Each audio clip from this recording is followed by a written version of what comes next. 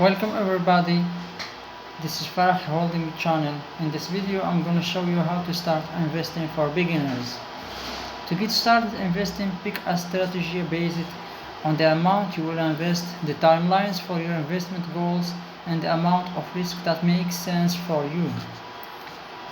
There are 5 steps to get started investing. The step number 1, get started investing as early as possible. Investing when you're young is one of the best ways to see solid returns on your money. The step number 2 is decide how much to invest. How much you should invest depends on your investment goal and when you need to reach it.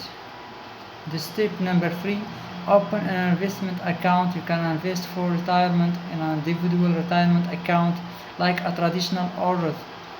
The step number 4, understand your investment option, whether you invest through a similar employer-sponsored retirement plan, in a traditional or Roth IRA, or in a standard investment account.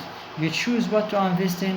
It's important to understand each instrument and how much risk it carries. The most popular investment for those just starting out include the stocks, bonds, mutual funds, exchange or trading funds. The step number 5 is pick an investment and strategy depends on your saving goals, how much money you need to reach them on your time horizon.